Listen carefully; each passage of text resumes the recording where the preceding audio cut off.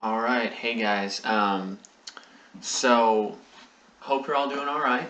This is my urban exegesis. I look forward to reading or listening or looking at your guys at some point.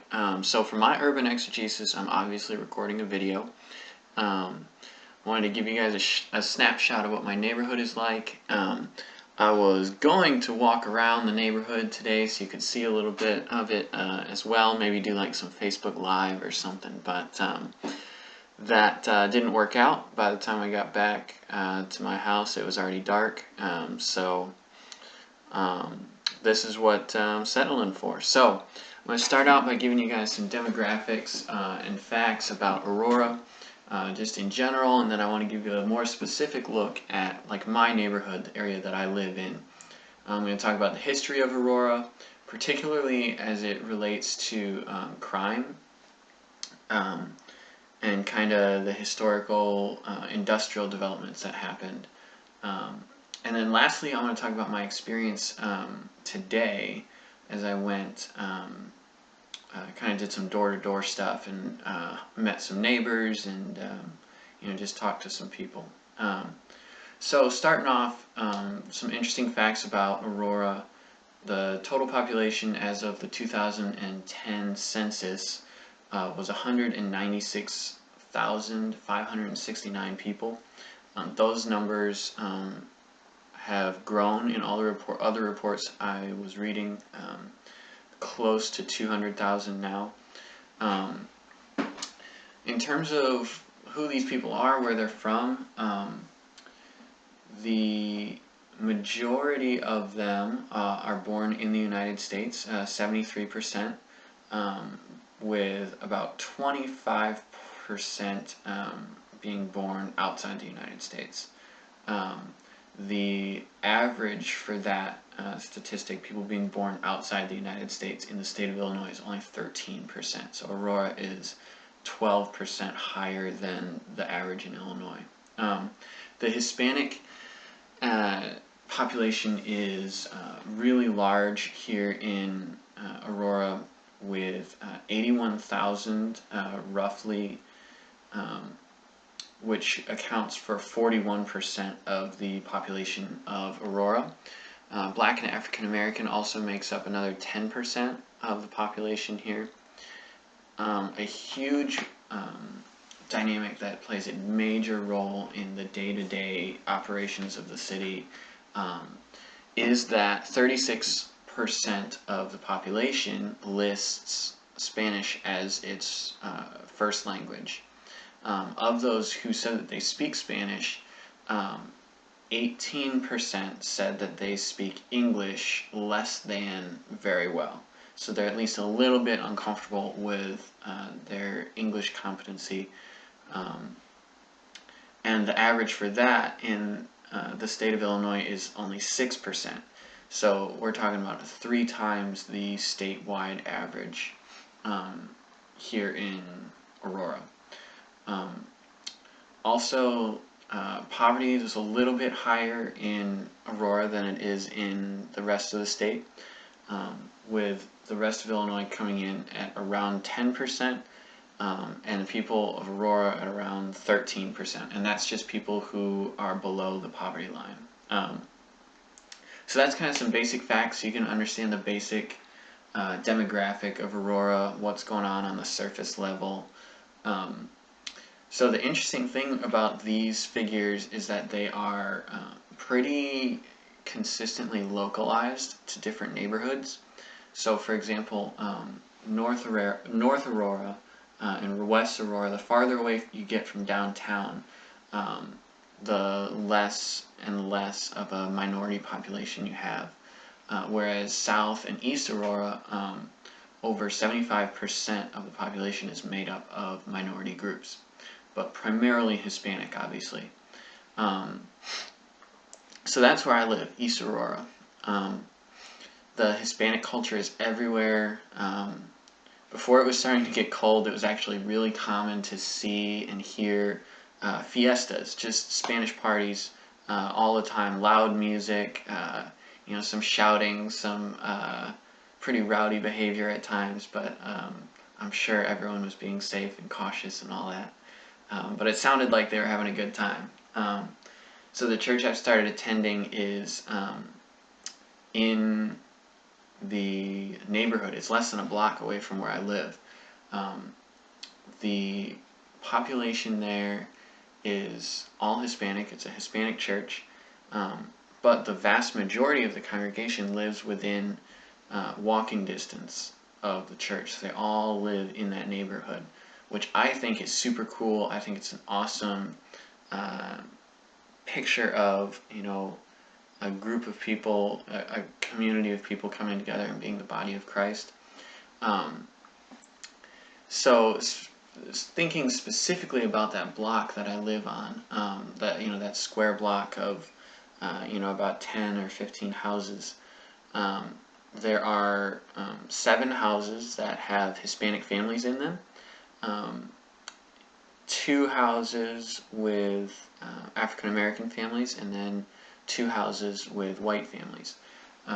Of the 7 Hispanic families, and I haven't spent a whole lot of time with all of them, but 2 of the families that I've talked to rely almost completely on their children to translate for them. So the language barrier is a huge dynamic, even on the block that I live on. So that Hispanic culture is everywhere. There's taco shops everywhere, which is awesome for me because I love authentic Mexican food. But moving on from the Hispanic population, the other thing that plays a huge role in kind of the goings-on of the city of Aurora is that we are home to the second largest homeless shelter in the state of Illinois. The Hesed House, which is the name of the shelter, is home for almost 200 homeless individuals. And homeless information is often really difficult to track for some obvious reasons, but our percentage is incredibly high here in Aurora. Just a short walk from my house actually is a corner store. It's a liquor store, but on any given night there will be 3 or 4 homeless people just hanging out outside of the liquor store, often quite intoxicated, asking for money so they can go into the store and buy more alcohol. When I walk to downtown Aurora to work every day, I'll probably pass 1 or 2 homeless people on the way there, on the way back. They walk by our office all the time. The families that I talked to this afternoon, though, made it quite clear that the homeless community is not allowed into the residential neighborhoods, at least particularly our neighborhood. They were very,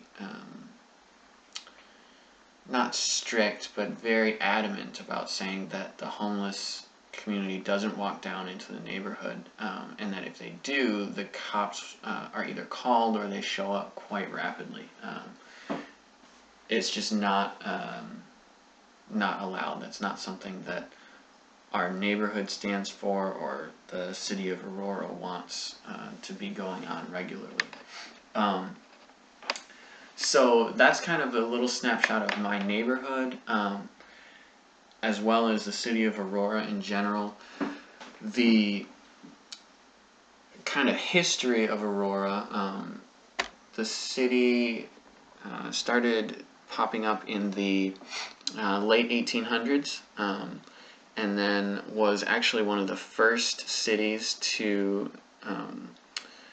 light our streets with electrical lighting, which is kind of a fun fact. That's why Aurora is known as the City of Lights. It's kind of our nickname.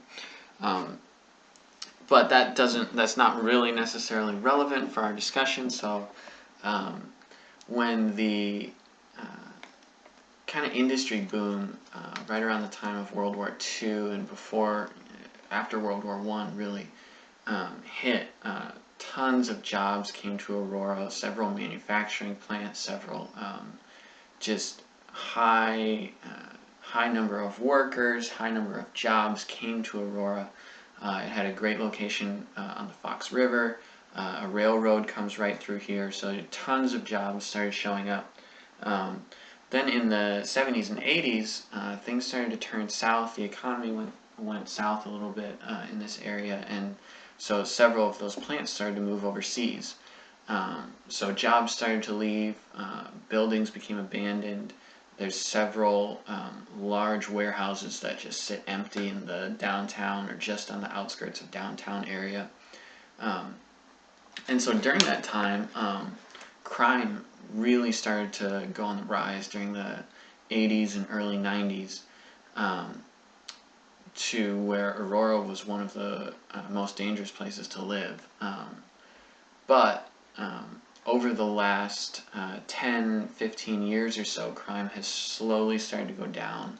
And then in 2013, according to the aurora.illinois.org website, 2013, crime reached an all-time low, which is a huge milestone for a city that had gang problems, it had drug problems, it was an extremely violent place to live, especially in East Aurora. So over the course of the last 10 years, crime has dropped. I apologize here, I'm looking at my stats and figures.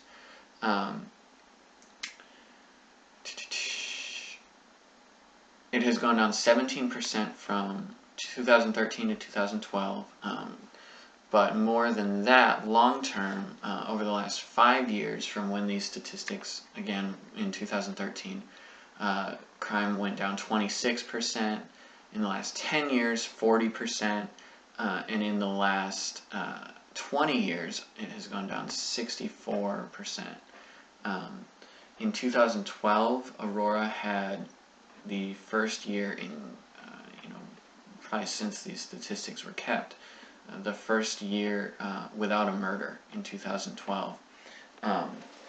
But the interesting thing about that is, in my particular community, in the conversations that I had with my neighbors today, that's not really the perception. It's not really how they see their community as a community with declining crime and largely really great neighborhoods to be living in. We're far below the Illinois average for crime.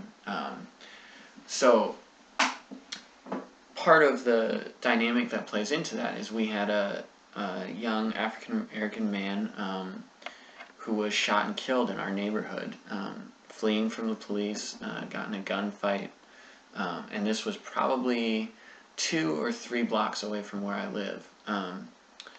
So this gentleman was killed and ended up in somebody's yard here in the neighborhood, is where this shootout took place. Just a really unfortunate situation, but it kind of spooked the whole community, and that, along with the clown phenomenon, just very skeptical, to say the least, perspective on crime and the appearance of safety. It seemed to me like it could all come crashing down, is the way that they felt. It could all just go back to the way it was in a heartbeat, which I thought was interesting because it's not really the, I've been living here for 3 months. It's not really the perspective, not really the vibe I was getting.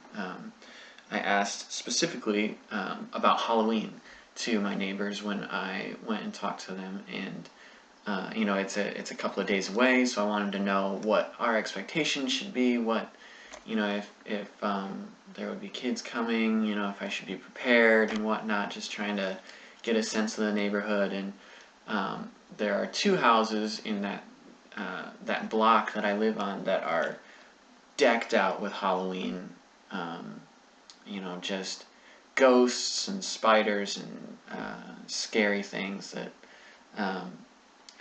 would give the impression, hey, there's probably some trick-or-treaters coming, but all of the families that I talked to today said that had kids, all of the families that had kids said that they were not going trick-or-treating this year because they didn't think it was safe. And that, that broke my heart quite a bit. That was,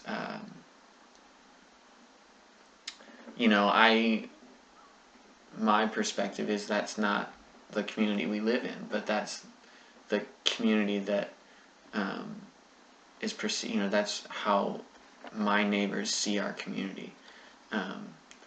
So there are definitely challenges there, and I did not, think of the community that way. But these are families who have, like that church that's been there for 25 years. These are communities that have had people living in them for numbers of years, long periods of time. They've seen the community go through the ups and go through the downs, and lately it's been, more towards the positive side of things, but they don't have, that positive perspective on things, which I find very interesting. So that's the end of my exegesis. It was so helpful. This exercise was so helpful for me to understand, Aurora in general, and then specifically my neighborhood. But I don't think that it's comprehensive by any means of the imagination. All of my information is from www.aurora-illinois.org, and it's on the About/Demographics page.